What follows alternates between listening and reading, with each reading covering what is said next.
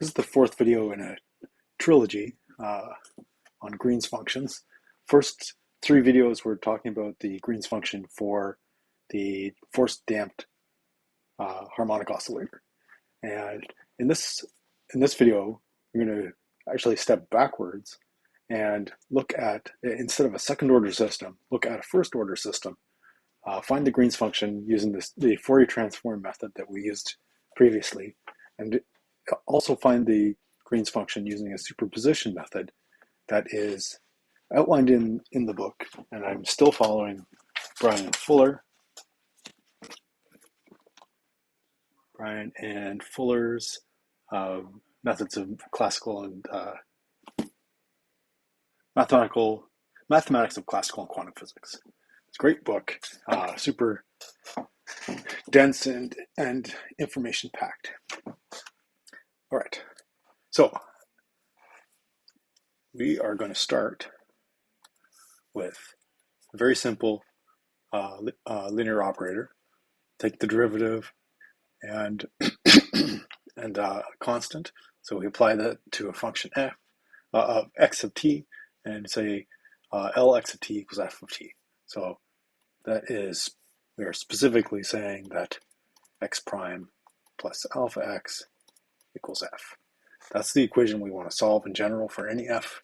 We're going to do that first with our Fourier transform method, and then we're going to try another method which is outlined in the book for second order systems, and you end up finding a Wronskian determinant and using that. I'm going to actually not do the approach that's in the book. I'm going to try it with this very simplest function or a variant of it. I'm actually going to first apply that to, let's say that we have x prime plus f of t, x equals f. So that's what we will attempt to find the Green's function for, basically by constructing the Green's function directly out of homogeneous solutions to our linear operator, in which case we actually only have one. So we just have to specify one value of that function for the t minus t prime greater than 0, and one value of that Green's function for t minus t prime less than 0, and match conditions in a way that's appropriate in order to try to find the Green's function for the entire system. This again is what was outlined in the text for second order systems. So they do this in the text for second order systems. They do f x double prime plus g x prime plus hx equals f. And so they'll say, all right, suppose we have two homogeneous solutions, x equals a of t and x equals b of t that are both solutions to the homogeneous equation. Can we use superpositions of these in order to find the Green's function for the more general system? So anyways, let's get started. So if we Fourier transform our equation in this case is x prime plus alpha x equals f. And let's take Fourier transforms of this whole thing and term by term. So we have a Fourier transform of x prime plus alpha x hat of k equals f hat of k. And so let's remind ourselves what Fourier transform of x prime is. That is 1 over 2 pi of dx dt e to the I k t dt. We rewrite this as the derivative of x e to the I k t minus x I k e to the I k t. So I won't beat the dead horse, but using go and plug this back in like we did before.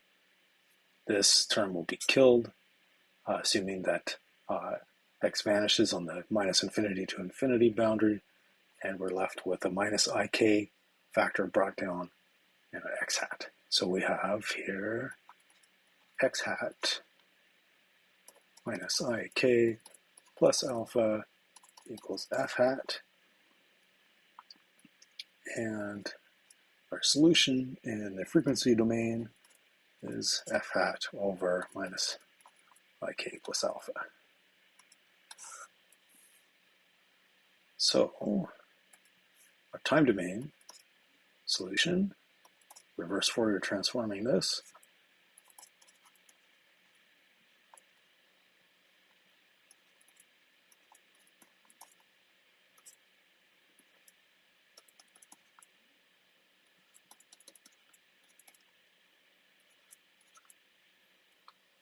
there's our general solution to the counting any homogeneous contributions.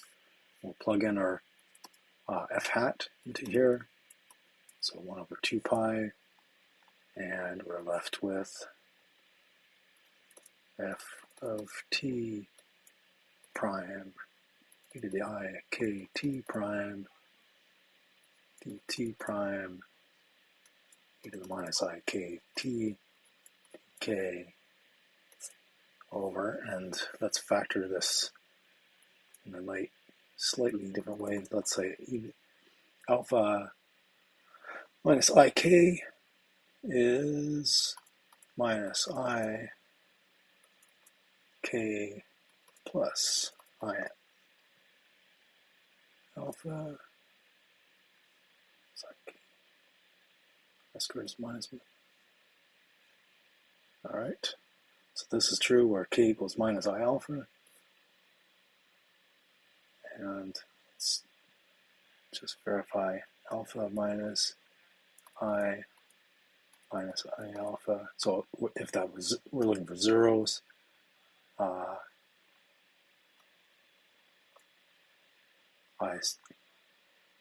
minus times minus is positive.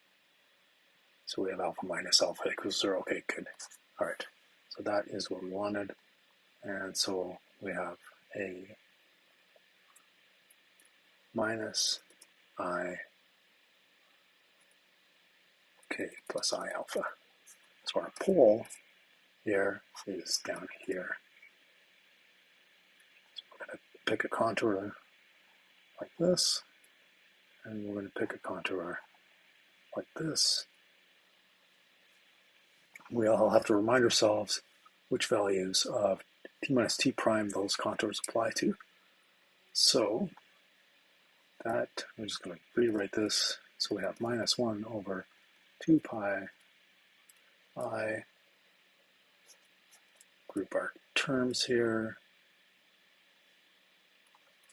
f of t prime, dt prime,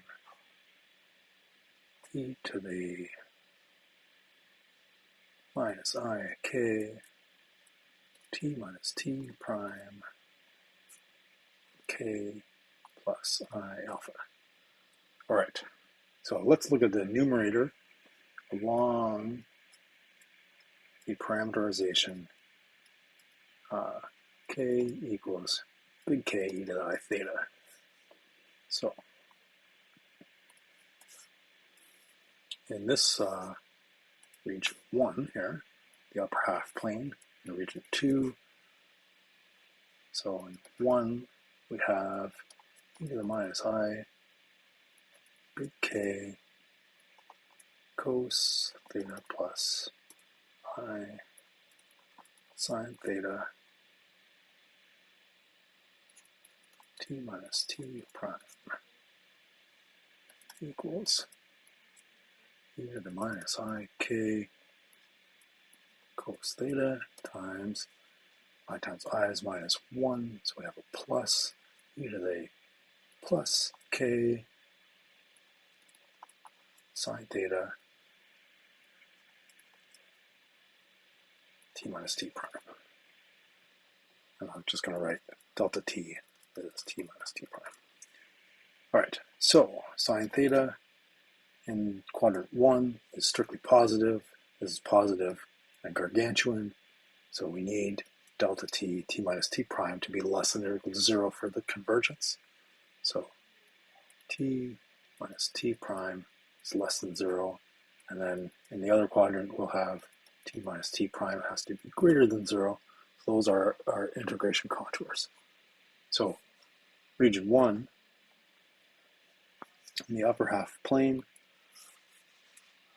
we want this integral, and we add a big 0 to it using Jordan's lemma. So the whole contour is 0. So for t minus t prime less than 0, we have 0. So t minus t prime less than 0, g t t prime equals 0. And for t minus t prime greater than 0, we have g of t t prime, and that g of t is the minus 1 over 2 pi I times this integral with respect to k.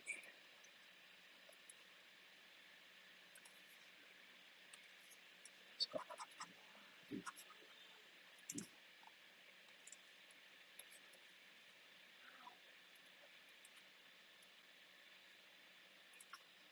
there is our g of t minus t prime, and we now want to evaluate that using our residue. So we have minus 1 over 2 pi I, and we are going we're going negatively around our pole, so we have a factor of minus 2 pi I, and we want to take e to the minus I. K is minus I alpha, t minus t prime, which is minus minus is plus, but I squared is minus 1, so we have e to the minus alpha t minus t prime.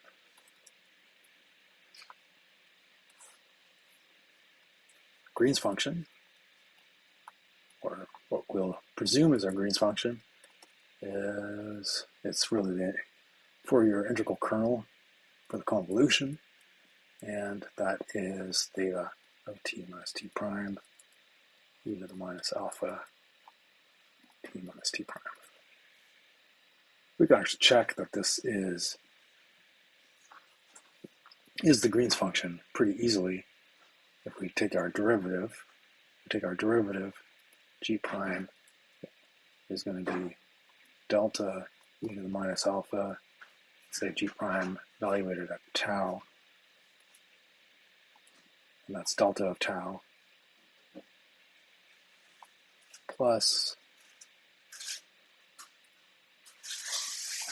minus alpha g, so g prime plus alpha g is delta e to the minus alpha t tau, and we've seen that this e to the minus alpha tau will only contribute at tau equals 0, so we basically have that Lg t minus t prime equals delta t minus t prime. So we can call this a Green's function because we've just now proven that it satisfies the Green's function criteria, which is this. All right, so our full solution to the problem now is, so we need a homogeneous solution, and so we have, what is the solution to x prime plus alpha x equals 0? Well, we just pop in x equals e to the st, and we have s plus alpha x equals 0, s equals minus alpha, so x equals e to the minus alpha t is our homogeneous solution. That's not surprising, because we've seen that the Green's function ends up being a theta-weighted homogeneous solution evaluated at t minus t prime. So our full solution now is x of t, subject to boundary conditions, is going to be some value e to the minus alpha t plus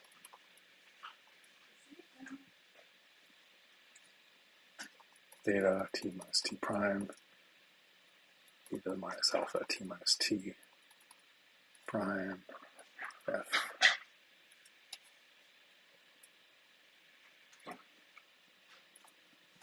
t prime dt prime.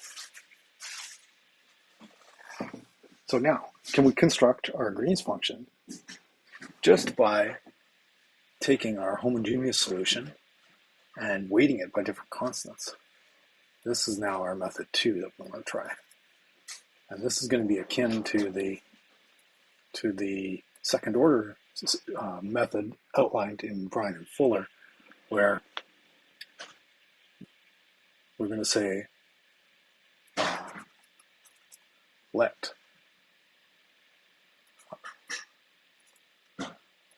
g of t prime equal some value, let's say a e to the minus alpha t plus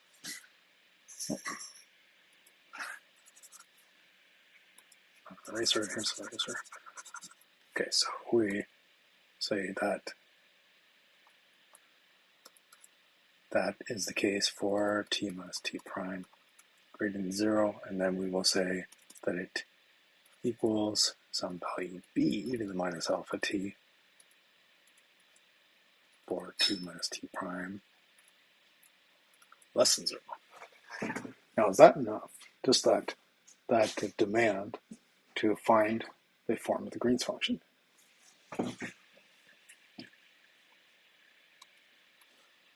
So let's try this. So we try this, we get, so for this to be a Green's function, what we require is g prime plus alpha g, all evaluated t minus t prime equals, let me rewrite this actually.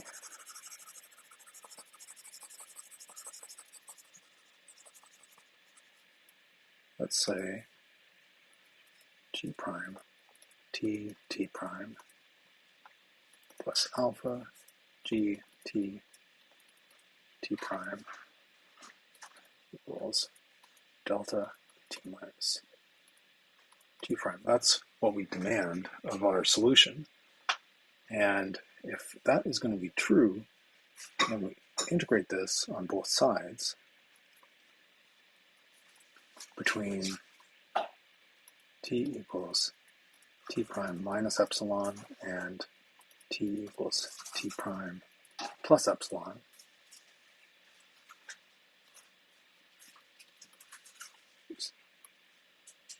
With respect,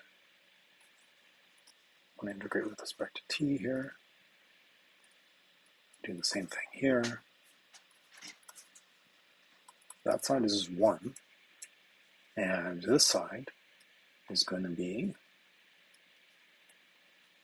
g of t prime plus epsilon minus g of t prime minus epsilon t prime plus alpha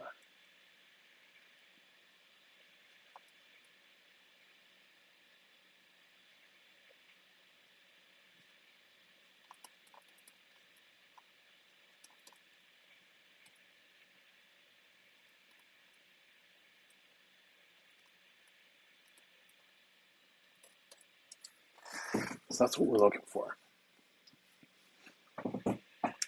that is what we demand to be the case, where we have picked our g of t's in the way above. Now this beastie is essentially going to be a 2 epsilon wide region times something in the range of g of t prime plus epsilon, or g of t prime minus epsilon. So we basically say this is some finite value times 2 epsilon, and that will tend to 0. And so we're really, our criteria is just based on this difference here. So if we write that out with our particular assumed solutions, so for t minus t prime greater than 0, and here we have t minus t prime greater than 0, and here we have t minus t prime less than 0, we have ae to the minus alpha t prime plus epsilon minus b e to the minus alpha t prime minus epsilon was 1. And it looks like we can let epsilon go to 0. This is all rather non-rigorous. And we have here a common factor of e to the minus alpha t prime on both sides. So we're left with a relationship between a and b. So a minus b times e to the minus alpha t prime equals 1.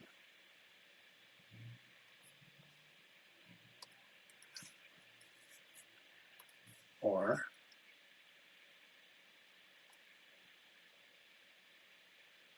minus b. So a equals b plus e to the alpha t prime.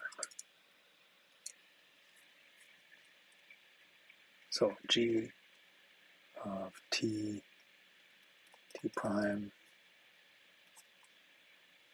t minus t prime greater than 0, which was our a, equals, so a e to the minus alpha t, which is b plus e to the alpha t prime e to the minus alpha t, and for less than 0,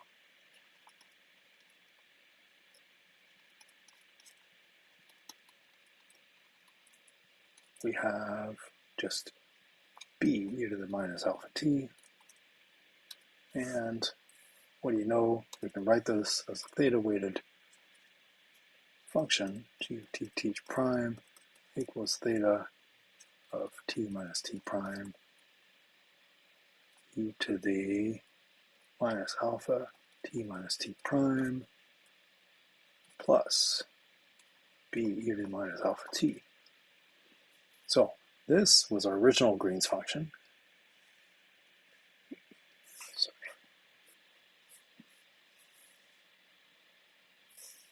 Our original Green's function was just this term, and now this time, with this superposition method, a superposition of one term, a criteria that's imposed. So if we assume that our Green's function is a superposition of homogeneous solutions, in this case, we only have one choice, so it is a constant weighted value of the homogeneous solution for t minus t prime greater than 0 and a different one for t minus t prime greater than 0, we end up with the same kind of thing. But what do we make of having an unspecified constant in our Green's function? We can kind of make sense of that if we go and plug this in. Let's go plug this whole thing into our original full solution. So we have x of t, which was a e to the minus alpha t plus g of t d prime f of t prime dt prime So if we plug in, we have a e to the minus alpha t plus integrating t prime b e to the minus alpha t, which is constant with respect to t prime, plus our original Green's function. Let's call our original Green's function g naught t prime plus g naught t prime all times f of t prime dt prime.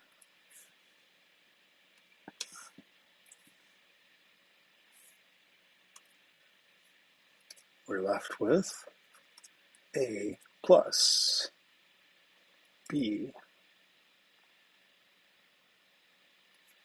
times the integral of f of t prime dt prime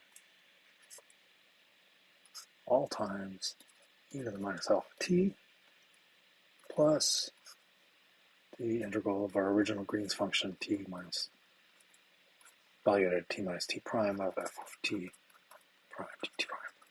So we have our original convolution, that's one term, and we have here the total weighting of our forcing function over all time, which is assumed to be a integrable quantity, and that's basically just a different constant. So this whole thing we can just think of as a different constant. We basically see that to any Green's function, we are able to add an arbitrary homogeneous solution to the Green's function, which makes sense since the homogeneous. So if we took our differential operator and we applied it to our Green's function plus some homogeneous contribution, that's just going to be LG, because the differential operator applied to the homogeneous solutions is 0 by default. So we can modify our Green's function by adding any homogeneous solution to it, and so there's some subtleties here in terms of the boundary conditions that I've yet to make sense of, and I'm sure that this capability of being able to modify our Green's function with an undetermined constant multiple of our homogeneous solution, or homogeneous solutions if we have higher order equations, that's probably going to be important in order to satisfy boundary conditions, and have to work through some of that with some examples to see exactly how that works. But it's despite having not done that, we have here, strictly by having decreed that we are seeking a solution that is weighted values of our homogeneous solution in different regions of t minus t prime. Just by requiring that, we find the form of the Green's functions directly without having to do any Fourier-transform or convolution integrals. It's kind of cool. But I have to play with that a little bit more and understand it. I'm going to also look at the second order example, doing this again for the damped forced harmonic oscillator, and see how all that works out. Anyways, I thought this might be interesting, and I thought it might be a good bridge to looking at the Wronskian determinant method that's outlined in the book, which is considerably more complicated. So if we do this first order problem first, then we can look at the second order system with the Wronskians, which is more general, and maybe get a feeling for how that, get a bit more intuitive feeling for it, having done some simple examples. So it looks like this will be a trilogy in at least 5 parts. I'm channeling Douglas Adams, and I hope that has been of some interest to somebody, or eventually will be.